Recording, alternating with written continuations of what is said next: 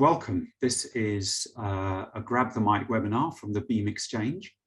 My name is Mike Albu. I look after the Beam Exchange along with my colleague Isabel, and it's a platform for exchanging knowledge and information and experiences about the market systems development approach.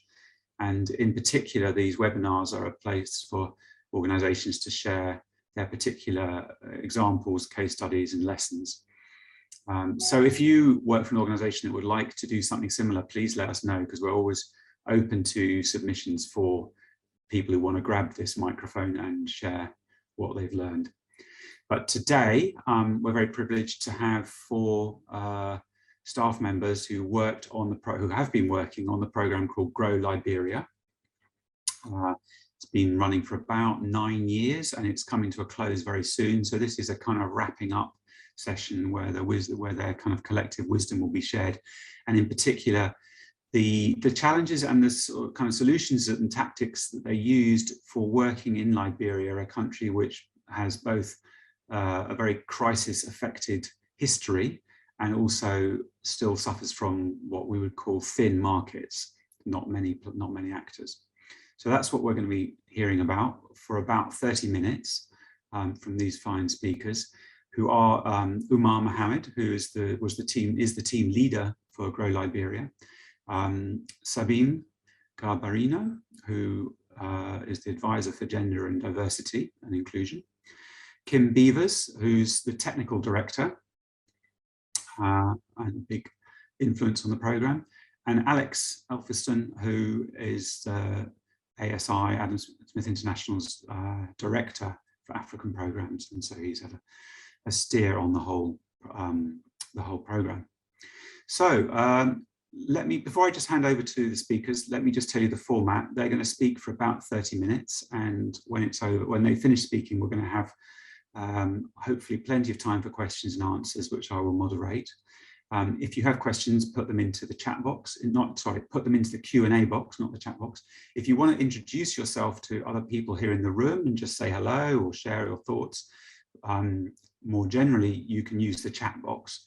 Please do that, please. And also keep an eye on the chat box, because we'll be putting links there and other useful bits of information that you might find you want to cut and paste into your browser. But yeah, if you've got questions for the speakers for that Q&A session, put them in the Q&A box, which makes it much easier for me to moderate. Okay, that's probably enough of me. Let me hand over straight away to Alex, who's going to introduce the webinar and the program. Alex. Thanks, Mike. As Mike said, I'm the program director with Adam Smith International. And in the next 30 minutes, I'm going to talk very briefly about what GROW is. And then Kim, the technical director, will go a bit more into Liberia's context and the different approaches that we've taken considering the context. And then we've got 2 case studies. And with the case studies, we hope to demonstrate the different approaches that we've taken, particularly like how we've used data to inform program approach and program decisions, and how we have worked to influence donors, influence governments, influence partners, and the space in general, given the sort of the small market of Liberia, in order to achieve the program's ends. So GROW is an agribusiness advisory and investment program that's partnered with businesses, investments, business associations, governments to accelerate inclusive economic growth in Liberia. We've had a particular focus on the cocoa sector and vegetable sector, along with others such as rubber and agro-processing and oil palm. As Mike said, it's now a 9-year-old program, which, in our field is a lot. And it's funded by the Swedish government, SIDA, and is implemented by Adam Smith International. We'll go into the achievements in more detail, but just some sort of headline achievements is that we have supported increased incomes for 39,000 households. We have supported the creation of 5,600 new jobs. We've supported the increased investment or leveraged investment of $3.8 million and increased export value of $3.5 million. And we've worked over the course of 9 years with over 240 partners of various different guises. Like I said, the program's implemented by Adam Smith International, who I work for. We've been in Liberia since 2007, and we're very proud of the GROW program. It's our longest running economic development program, and we have played like a very major sort of convening and facilitation role in Liberia, in the Liberian agri space in its sort of broader sense. And we're very proud that even though this program's coming to an end, we are still working in Liberia. Just to sort of finish off this intro, I'll give a few thank yous for the program. Firstly, to the Swedish government, to SIDA, particularly for the long-term nature of the program. And I think that as we go through these slides, we'll see the benefits of such a long-running program in terms of the approaches we've been able to take and the results that we've achieved. I'd like to thank all the different partners, business associations, agribusinesses that we've worked with in Liberia, the donors, SIDA and other donors, and we have close relationships with all the donors there, and particularly the government of Liberia, and within the government, particularly the Ministry of Agriculture and the Minister of Agriculture, who we enjoy a very close relationship, and we've been very grateful for the support, as I think has been reciprocated on her side. And then last but not least from me, a big thanks to the GROW team, some of whom have been with us since the start 9 years ago.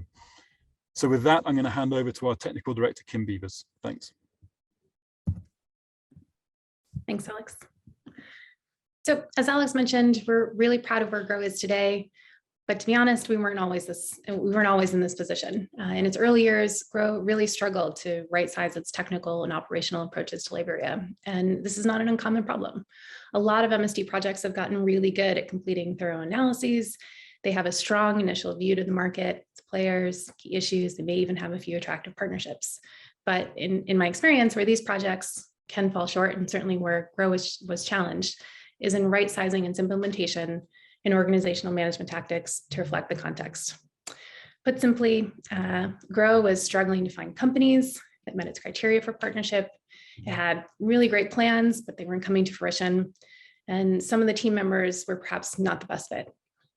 So what do we do differently? How do we get from 4,400 sort of reach in the early years to where we are today at 39,200?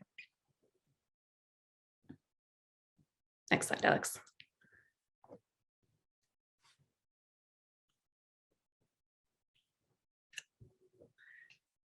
For us, I think it started with more critically reflecting on our operating environment and then reworking our delivery and management approaches to better reflect the context. So what makes Liberia distinct? First, it's really small. There are about 5 million people in Liberia. Unfortunately, it's 23rd from the bottom of the development index. When I Googled recently what Liberia is most known for, despite being Africa's oldest republic, it is known for its long-running and ruinous civil war. So Liberia is a thin market, as Mike mentioned in the beginning, and it is affected by a lot of crises.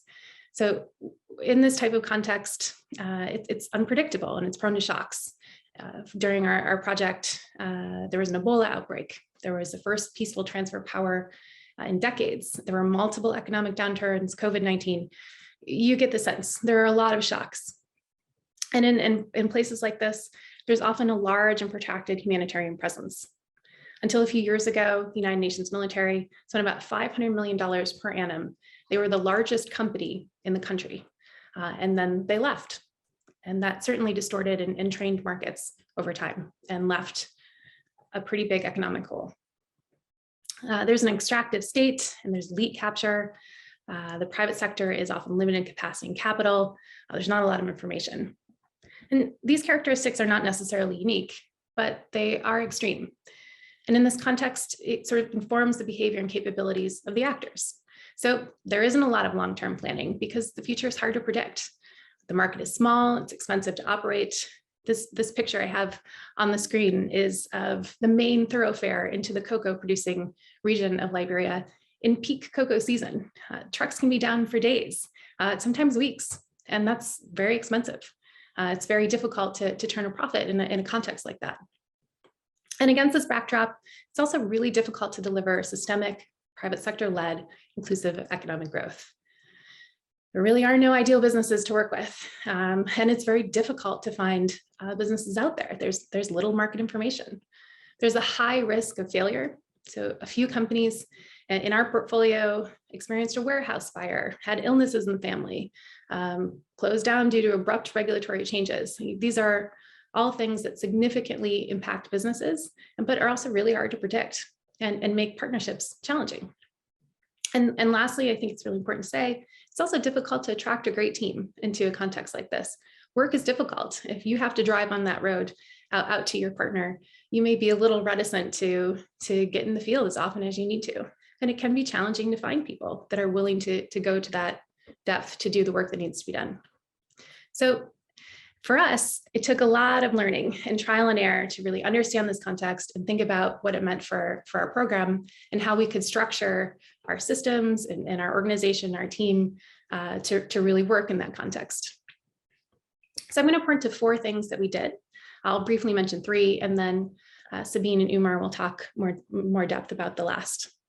So what do we do? First, we had to really rethink partner selection, due diligence, collaboration. We employed a performance-based partner management approach. Put simply, we cast a wide net, we sourced non-traditional partners, we structured those partners incrementally, and then we allowed performance as opposed to previous history or bank statements to indicate what our investment or our progression should look like. Second, we had to find the right people. We have an incredible team, as Alex mentioned, of creative, skilled people who are working on site with partners.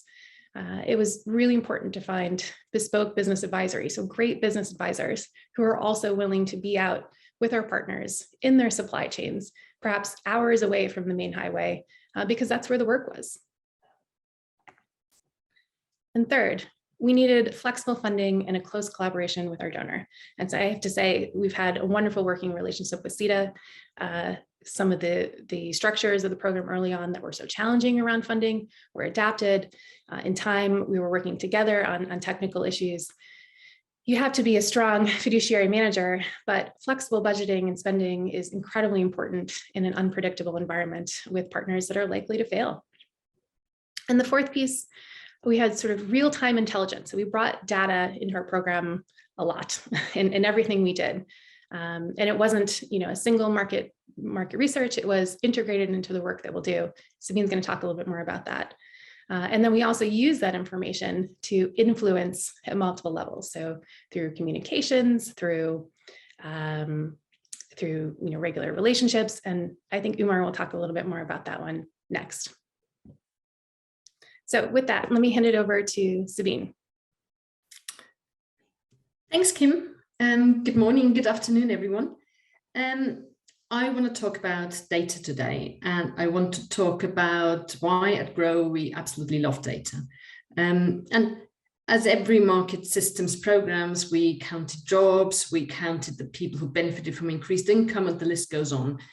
But the point I want to make is that data can be a lot more than a counting exercise. And I'll use gender data as an example for that. Well, there are some things we know about women in agriculture. We know that about 60% of productive agricultural labor in sub-Saharan Africa is conducted by women. We also know that closing the gender gap, for example, through equalizing access to agricultural inputs or services, would raise total agricultural output in developing countries by 2.5 to 4%. But there's quite a lot we don't know. You know, we have this woman at the right-hand side in the picture, you know, she smiles at us confidently, but there's a lot we don't know about her. We don't know how the division of labor looks like in her household. We don't know how she manages what is presumably a multiple sources of income. And we probably have no idea how she manages her time. And this kind of gender data gap makes women invisible, in particular relevant to agriculture, where women are often the unpaid family labor behind the so-called male head of household. And what is invisible doesn't appear in our strategies, it doesn't appear in our intervention planning. In other words, we kind of make programming based on a partial understanding of reality. And we make assumptions. And I think what's the most problematic about this is probably often we make assumptions and we don't even realize that we're making assumptions. And this is what we wanted to change over the years. We worked very, very hard to improve our data and our gender data. Firstly, we improved disaggregation. I know this sounds totally obvious. Disaggregation should be the bread and butter of every program, but what we tried to do is disaggregate not just at impact level. We weren't just interested in the kind of jobs for men and women. We wanted to understand disaggregated outcomes early on at activity level, at output level. The idea being, if we catch gaps and gender gaps early on, we avoid that they translate into bigger gaps at impact level. Secondly, we worked very hard on disaggregating partner data and integrating that in business advisory services. And I'll talk about that in a little while. Thirdly, we were committed to undertake gender responsive and inclusive research. So we asked ourselves questions like, are our samples introducing an unconscious bias? Are we oversampling male households or male farmers? Is there a sufficient representation of youth in our sampling? Did we speak to women's groups? Did we have same-sex facilitators of group discussions, especially in the kind of more remote and sometimes conservative areas of Liberia? And lastly, we undertook gendered value chain analysis for various sectors. And I think this was probably our entry point when we started our gender journey in earnest. Because often you're told, you know, this sector is male or this sector is female. You know, this notion of male and female crops is still quite prevalent. I think the idea goes that men grow cash crops because they're responsible for the income of the family, and females, they grow kind of food crops because they have to feed the family. Once you collect data on that, though, things get a lot more nuanced. Men are in very visible roles. Can you stay with that slide a little bit more, please? Go back, Alex. Thank you. So things do get a little bit more nuanced. Men do play very visible roles. They sell the cocoa, for example, if we look at the cocoa value chain, but women play a central role, especially in post-harvesting. And understanding these different roles is essential in order for us as a program to get a better and more complete interpretation of reality. So we did adapt programs. Next slide, please. Thanks. So we did use data and specifically gender data to adapt our programs. And we all know the data is supposed to tell us what works and specifically what does not work. Gender data adds an important dimension to that. It asks the question for whom it works and for whom it doesn't work. So for example, it answers the question if women are equally represented at good agricultural practice training. And when we asked that question back in 2018, when we undertook good agricultural practice training in cocoa, the blunt answer was no. Only 21% of the farmers trained were female. The rest were all male. And so we did what we did in GROW. We collected data and tried to understand what the reasons were. And there's a variety of reasons I could talk about, but there's one thing that stood out for us. It was usually families sent one family member to the training, and that was the man. But more importantly, we probably had assumed that knowledge would then be passed on within the household to the other family members engaged in the farming, but that didn't happen. So that's a problem. So this is not a question of like fairness or equal representation. It's just a problem for the implementation of our work, because if women aren't trained properly, post-harvesting isn't done properly, undermines the quality and the quantity of the cocoa. So we made adjustments. We changed the time of the training, we changed the place of the training, but importantly, we focused in on messaging and who delivered those messages. So very close collaborations with male community leaders, with male cooperative leaders, to put out the message that women matter in cocoa farming and they should come to the training. So within a year, things improved. 36% of trained farmers were female. Not perfect, but a lot better than the year before. Let's talk a little bit, next slide, please, how we use data as a tactic to influence our partners. As a market systems program, we wanted and we had to drive inclusion through our partners. And data was an essential ingredient in our kind of partner influencing strategy. On the inclusion side, we had to show that gender equality makes business sense, and we had to do that in a data poor environment. So where did we start? We started out by outlining a market opportunity. And again, it was our own data that showed us that 60% of vegetable farmers in Liberia are female, less than a third of agro-dealer customers were female. So we had a perfect kind of business opportunity for small agro-dealers to grow their business if they reached out more effectively to this underserved customer segment, being female farmers. But businesses, especially business in a data poor environment, don't just change course with a little bit of data and a few numbers, right? So we spent a lot of effort in integrating the data we had in the business advisory services and in this process of engagement with partners, especially bookkeeping. And the bookkeeping wasn't just a one-off training. It was a process that the team went through over various seasons with the partners. And we added a disaggregation of customer data to that. So agro-dealers for the first time didn't only know how much fertilizer they sold, for example, but they knew who they sold it to. And the data in itself was then quite an interesting influencing means, because it challenged some of the assumptions our partners made. So I still vividly remember these conversations where agro-dealers could hardly believe how much they did actually sell to women. They thought they hardly sold anything to women, but they did. So the data helped us to kind of challenge assumptions and prejudice as well. And lastly, as kind of, the ultimate proof, we did actually have a nice business case and showed that agro-dealers' female customer base had grown by 120%, while overall customers around doubled. And this last piece is often, I think, within the MSD space and the women's economic empowerment discussion, this is the piece of information we often focus on. But for us in GROW, it was really the process of collaborating with partners that made the kind of difference.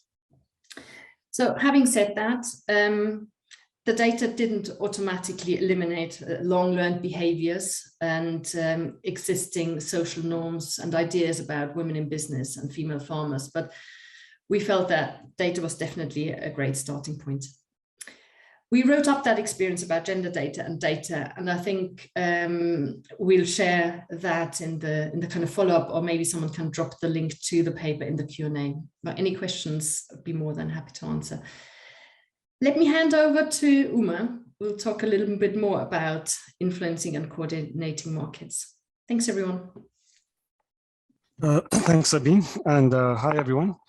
So this particular case study is just essentially going to look into how to deal with challenging issues that have serious political economy considerations in a close-knit environment like Liberia, with a lot of sensitivities. A lot of the people in government in Liberia are products of the University of Liberia. It's not a large community where people know each other, and there are some natural divides, political divides, and sensitivities. So it's a very sensitive environment to work in. So in essence, we're going to be talking about how to influence and coordinate markets through non-traditional promotion. The main substance we want to talk about is how we were able to sort of mitigate harmful sectoral policies, especially in the cocoa sector. For those of you who may know Liberia, one of the major export produce from Liberia is cocoa. And over time, this has been the mandate of the LPMC, the Liberia Marketing Produce Corporation, which was established since the 60s. But up until the 2014, when it collapsed, it was basically driven through like a marketing board where a lot of African companies, a lot of African countries have those kind of models, where the government through marketing boards is responsible for exporting primary commodities to export markets. So Liberia wasn't the same, it had the LPMC model. And up until 2014, when the LPMC collapsed due to a myriad of reasons like high debt profiles, they were unable to fulfill their mandate and so on and so forth. So then Liberia moved to a more market-driven model.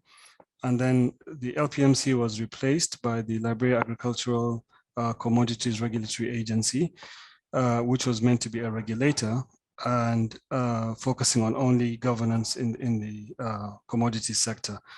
And the private sector was then responsible for the trading in the sector. So that model has been what has been in play for several years now.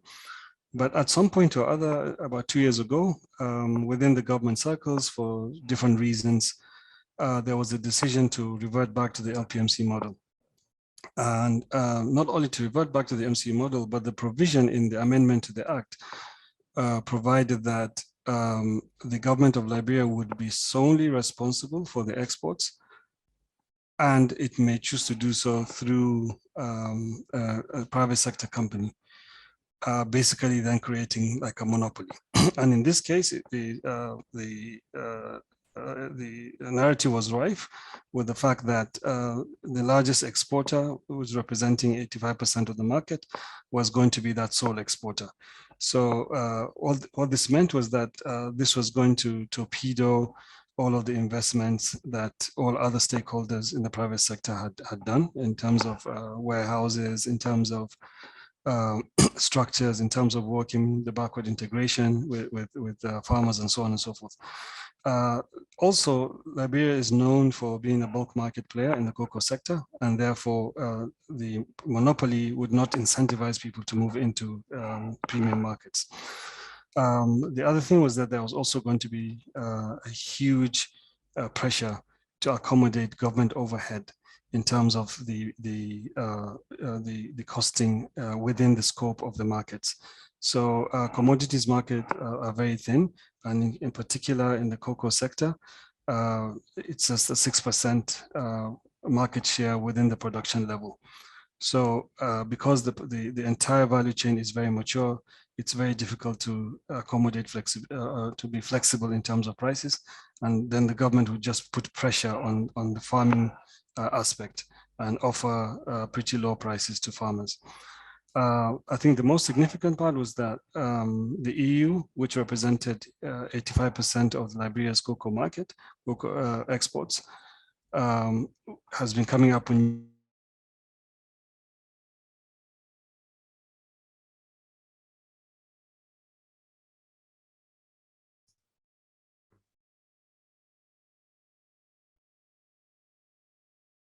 Have we lost Umar? I have, yes. We seem to have lost him. That's very unfortunate. I'm sorry about this, everyone, but we always face these problems from time to time. Let's just see if we can get Umar back. If we can't, Alex, is anyone in a position to complete his presentation? Umar, you're back. You're still muted, though. Please, Alex. Sorry, we lost you there for a little bit, but very happy to see, very, very pleased to see you back. Do carry on. Okay, I'm not sure where I left off, but then let me just continue. It was, yeah, only about 30 seconds ago. Okay. All right. So I was saying that it's a serious challenge. The policy shift was going to create a huge impact in the sector. And so we adopted different methodologies to address these issues. One was that we tried to identify an influential champion. And in this case, we were lucky that the Minister of Agriculture herself was not in sync with that agenda. So we then worked with the minister. We armed her with, briefs, information briefs about the impact this change would cause, and some of the opportunities Liberia would have in terms of exploring other markets. And she was able to use these briefs at cabinet level to sort of push back against the proposals. So what came out of this was that rather than the issue being adopted, she was able to counter the argument and force the government to sort of sit back and set up a technical committee to look into the issue. We then also built the case wider by engaging people like the legislature, because it was an act and had to be amended, and that act had been, the draft had already been sent to the legislative body. It was also important to provide counterfactual arguments for them to understand what the issues were. So we were able to engage with the Senate Committee Chairman on Agriculture and a host of other personalities within the legislature, and that built the information about what the issues were, and they also convened some consultations with other stakeholders. Next, Alex.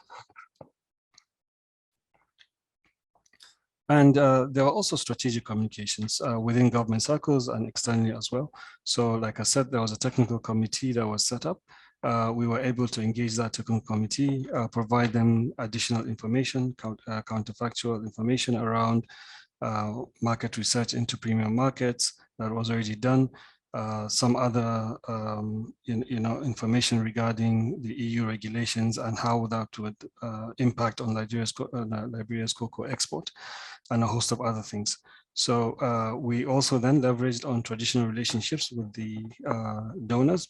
Liberia has a huge donor intervention, and essentially we were able to galvanize support through the diplomatic corps, the donor groups, and so on and so forth, of particular to recognize specifically the support provided by the EU delegation, the Swedish embassy, the American ambassador, and so on and so forth. So with that understanding, they were also able to collectively come together and push back this issue that the government had put forward by providing a single letter signed by all of them, indicating their concerns about all of these things. So all of these issues had to be we had to approach them in different ways of addressing this issue because of the sensitivities. And you're unable to be sure who is supporting what agenda in government and so on and so forth. But if all the stakeholders can come together armed with better information to push back, then there was a likelihood that the matter would be put to rest. So I am happy to say that, after several attempts that the government, attempted to push this agenda, the matter has been quashed, and the country is still being driven through the market model. And let me hand over back to Kim now. Thank you so much. Thanks, Umar. Thanks, Sabine. So just to wrap, thin and crisis-affected markets are a little bit different, and they require technical and organizational management tactics that reflect those environments. So we had sort of three things that we highlighted up front, and one that Sabine and Umar went into great depth on. The first was on performance-based partner engagement. The second on creative, skilled team, finding the right people. The third is flexible funding and close collaboration with the donor, in this case, CETA. And finally, again, the value of real-time intelligence and information that can inform our work and our adaptations and our collaboration with our partners, as well as influencing the market more widely, as Umar talked about there. So just to wrap, I would say we've got a ton of content as GROW. Most of it, to be honest, is focused on Liberia and is part of our influence activity from a communications perspective. There's a lot of really interesting information there. I've dropped a few things in our chat, but I would also really encourage everyone to check out our website, growliberia.com, and there you can find links to our social media as well. So thank you all so much for listening to our presentation. Kim, many thanks. Oh, well, thank you. All of you, actually, Sabine, Alex, Umar, it's been really interesting. We've got a couple of questions already coming in. Before I ask you to field those questions, I just want to say to everyone, please add some more. The Q&A box is there, and this is our chance to really interrogate these people about their experiences.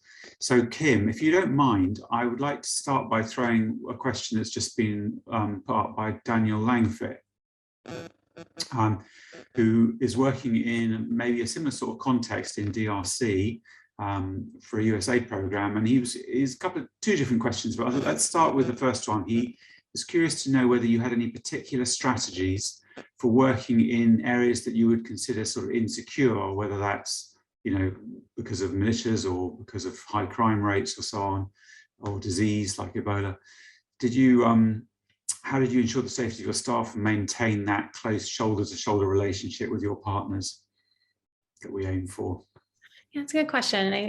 The Liberia is certainly not the DRC, and you know, fortunate enough to have it seems very calm, very no conflict at the moment. So that's definitely an issue we didn't have to address there that I know you do in the DRC. In terms of the relationship with our partners, perhaps maybe thinking about our transition into COVID, and I'm sure a lot of programs have talked about or had to make similar transitions to a more remote environment. So I think first we had really close relationships with our partners, right? I think we've spent a lot of time with them. Our team is out there all the time for weeks at a time. Sometimes are based there and you know all the farmers by name, like really a close relationship. So when you have that as a foundation, it's easier to take a step back and work a bit more remotely. And we certainly did. We had to you know, as everyone did in the world, move to online communications, you know, Teams platforms, meetings regularly, happy hours to keep everyone engaged. I think there was a lot of remote communication and switching to a remote relationship.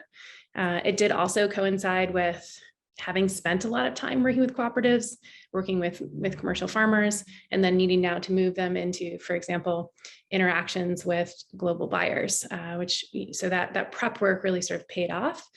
We knew their businesses really well. We knew the context really well. And it was sort of easier also to make that remote transition because of where we were technically at the time. But yeah, I think there's no shortcoming for building relationships and that trust that goes with it. And then, you know, there are now many remote strategies that you can use to engage with partners. You still have to get into the field. You have to be there in those businesses, and our team was really willing to do that. I think that's part of also who we hired. So yeah, and that sort of goes to your second question a little bit. These are not, you know, technical experts that fly in for a week and leave. These are people who are really dedicated to these relationships and these partners, who really want to see them succeed, who know their kids, know who staffs the shop, and you know, really like being in that context and like being in that environment, enjoy the challenge of that. And I think finding those people is also really important to navigating a place that's maybe a little bit more complex than others. Thank you, Kim. That's a very full answer. Another context, if not insecurity in the sense you described, Kim, but which I know is really significant in Liberia, is this humanitarian programming distortions. You know, all the money that's been around because of the humanitarian work over the years and the UN role and so on. Umar, there's a question about this. How did the program approach the distortions that these funding streams created in the market? What were your, and not just the financial distortions, but if you like, the mentalities, the attitudes that these donor fund flows create? did you have any particular tactics for addressing that sort of systemic problem? Yes, so actually that has been the hallmark of GROW's approach right from day one, recognizing that it's, like has been said, it's a lean markets, and most interventions and donors that are coming into the country are working with pretty much the same actors, because you've got just a few people, within those market, the market actors. So each donor or intervention may come with a different approach, and some of it may be even direct cash transfers. When you work with the same actors and you're trying to get them to understand the value of making their own investments for sustainability and so on and so forth, and then someone then comes the next day and just hands over cash, it's difficult to maintain that engagement. But I think we have focused on maintaining and sustaining the engagement to ensure that they see the value at the end of the day. The early days, it's very difficult, but once people begin to see the value, and then they sort of stick to the course. One thing we've done pretty well, I might add, is that as Kim explained earlier, we would cast the net wide, ensure we're kind of capturing everyone in our interventions, and then slowly work towards the ones that are more serious, and we sort of continue with them based on incremental investments that they also put into the process. And so at the end of the day, we're sure that those of them who stay the course are actually quite bought into the whole process, and they can then be used to showcase like what others can also achieve down the road. So I'm happy to say that not everyone is part and parcel of the GROW initiative, but then there are really successful actors that can showcase what can be done. So yes, but just to emphasize that is a very, very huge challenge in Liberia, the dependency culture from excessive donor support, different approaches, and so on and so forth. Thank you. Perhaps, Umar, before you leave this question behind, there's a specific detail that Dan Norell was asking about, which is the level of funding that typically a business partner might receive, and what proportion of that would have been matched by their contribution, and how that grant or support from GROW would have tapered off over time. So can you give maybe a little example in practical numbers about what that might look like? Sure. So in terms of support, depending on the partner, for example, if a partner was setting up like a processing center, for example, would typically take maybe a 50-50 approach, and based on incremental investment from them. So depending on what it would be, this would be, a couple of thousands, or, investment in different aspects. So we delineate responsibilities. We agree upfront what they'll be committing to.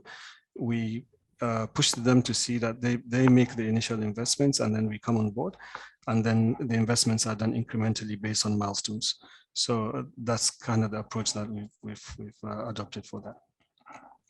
Great, thank you very much. Sabine, can I move on to you quickly? There's an interesting question from Edwinio about the strategies for what he calls real-time intelligence. In other words, what worked well and what worked less well in terms of gathering data that could be used in real time to inform program decisions. I think what worked really well for us in terms of real-time data was a combination of the kind of what we called the administrative data. So the data we got regularly from partners and could analyze there, like, for example, the sales data from agro dealers, combined with what we then called our operational research, when we went out and just tried to answer specific questions, usually through qualitative data. So we did lots of focus group discussions, lots of key informant interviews. And in order to get the data quickly, because one thing is to collect the data and know it. The other thing, and the real challenge, is then that this data is integrated into how you do things, and it really fuels adaptive management. So One thing that worked really well on the inclusion side, or I can speak to, is that we usually went out in a collaborative team effort. So it was a combination of the sector teams, the MEL team, the MRM experts, and then, for example, one of the inclusion advisors. And by being in the field together, a lot of the data, you do a lot of the analysis while you're there. So you then find solutions that are actually contextually relevant. So you don't have this case where you have this kind of gender advisor being flown in who comes up with this kind of theoretical ideas and it doesn't really work. So it was a very collaborative team effort, and it was quick. So you didn't have to wait a long time for some kind of survey to be analyzed. I think that was the kind of, that really worked for us: quick data, operationally relevant, and producing a kind of team effort. Thank you. Yeah, that sounds really, I'm sure that rings a bell with many programs, and very sound advice. Let me see which of you might feel like answering this question from Gitana, which is really about some of the challenges of contract farming. I'm sure that you encounter this to do with when you're trying to set up these kind of supply chain relationships, what he refers to as, sorry, I think Gitana, I'm not sure your gender. Apologies if you're a woman. But the question refers to passenger traders. So, you know, what happens when people side sell crops, for example, to outside of the contract that they've agreed. These kind of things that happen. Resilience building through saving habits was proposed. Any update or good experience on this is also a part of the question. So let's deal with the side selling and contract farming issue first. Was this an issue that came up? Yeah, here, let me take it. Yes, sort of. I would say within the cocoa sector, so we worked primarily within cocoa and then also in vegetables, and in both cases looked at relationships, supply relationships between traders or cooperatives or buyers. I think we had the most success in cocoa, and certainly side selling and became an issue, and it still is an issue. But what worked really well for us is chasing the incentives, as it always does. So in that case, we really went after the premium market. We feel there's a huge opportunity for Liberia in the premium market, and there's a huge price incentive in the premium market. So if you can't align in the price that you're willing to pay for farmers with all of the additional work that you're asking them to do around quality, for example, you're certainly going to lose that cocoa. But because it's a lucrative market, because we worked really closely with cooperatives and farmers and buyers in Liberia to really position around that and to secure those relationships and contracts, there's a huge opportunity. And in the end of the day, if a farmer can make more money selling to one person than the other, they're going to do that. They're smart individuals. So, and I think that's where it worked really, really well for us. In the vegetable sector, unlike cocoa, where it was very difficult to ascribe a price incentive, we didn't have that same success, and we didn't see contract farming really take off there accordingly. Thank you. Okay, let's open it up a little bit again with a question from Cara about any insights about effectively integrating youth in these value chains. Any thoughts about that? I think Sabine might be best placed to answer it, and just noting that youth is one segment, just as women or others are a segment. And I think her experience there is really relevant.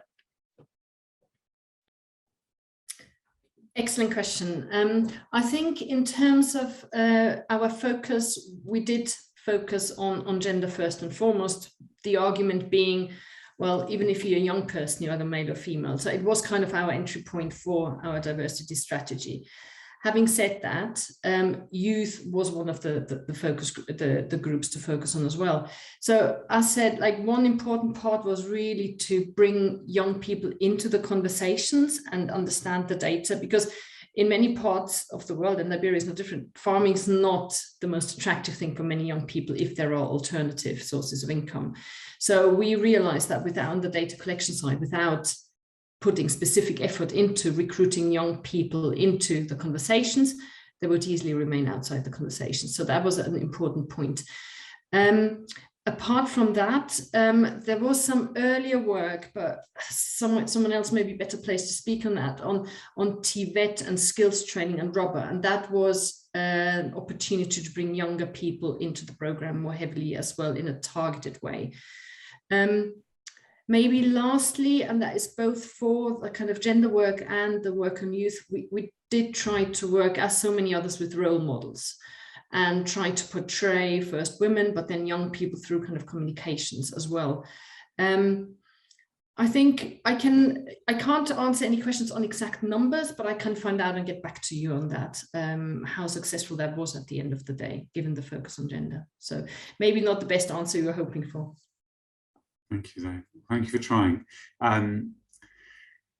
I'm just looking at the time. I'm aware we've probably got 6 minutes. We could go over a little bit to keep on having these questions and answers. And there's a very juicy question which I would like to bring in a moment. But just before I do that, I just want to, there's a question which Rachel Shah has posted, I think on behalf of someone called Hamid from Prospects, and maybe we can cover this fairly quickly, but the question is, what is your experience in access to finance for farmers and suppliers?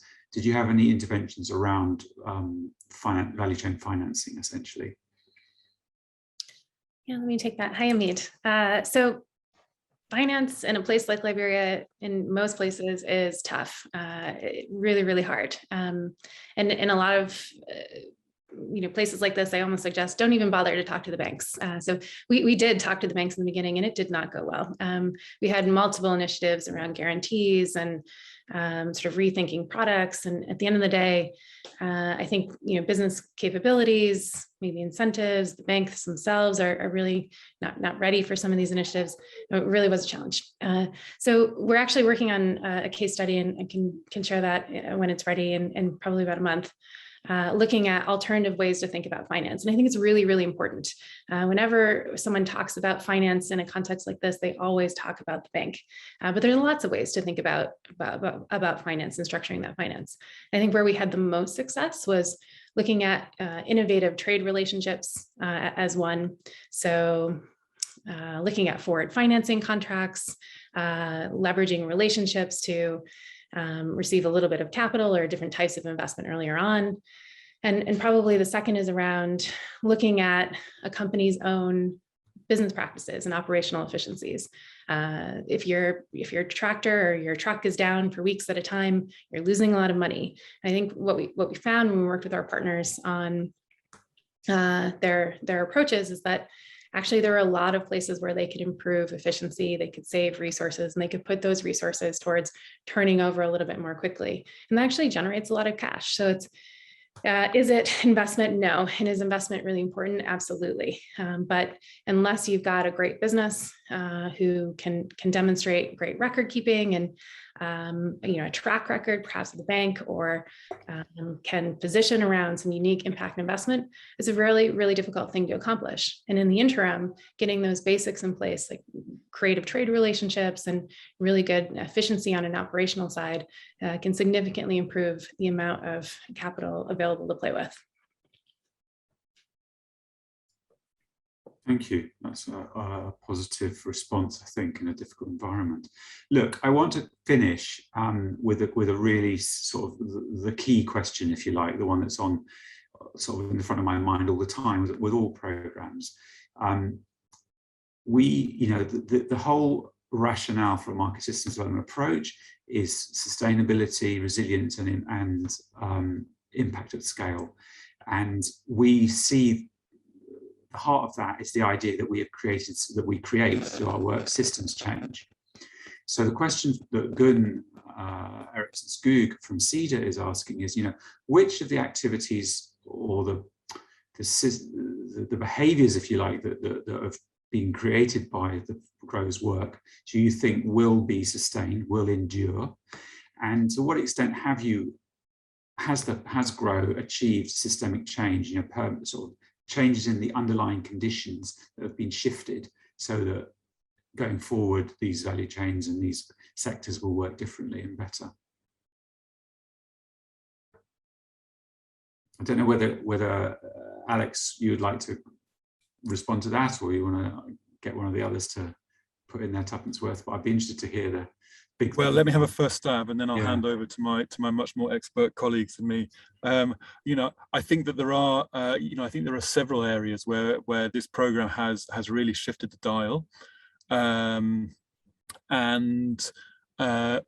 in many cases, you know, will has shifted the dial permanently. And then just to go to the final bit of your question about, you know, whether certain areas would need more time, you know, yes, undoubtedly, you know, with more time, I think, you know, there could have been even more impact, and there are some areas that where we didn't have the impact we hoped, where, you know, we could have perhaps tried other approaches. So, for instance, you know, access to finance, I don't think we've caused the lasting change that we hoped we would have done.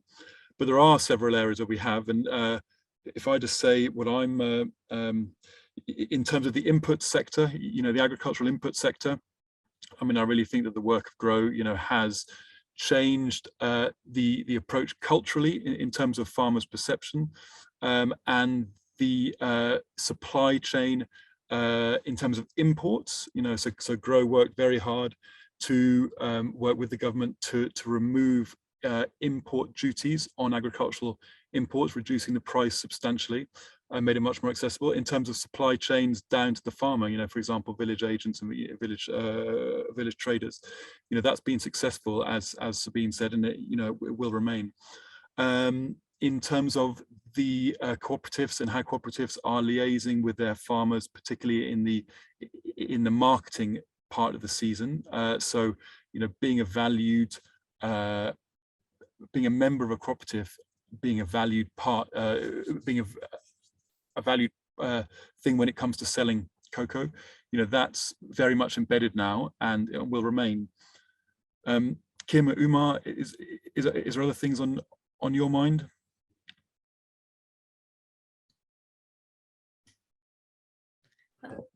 I'll jump in. Go ahead, Umar. Okay, thanks, Kim. So yeah, just on top of what Alex has said, I think, you know, from the perspective of the approach we took in terms of the value chain approach, meaning that at each point of the value chain, there's a push. So, for example, the approach we took in the cocoa sector was to ensure that cocoa exporters or cocoa traders were involved in the backward integration and sort of the providing capacity and the linkages back to the farmers, because it's their business, they wanted to succeed, and therefore they should get involved in that process.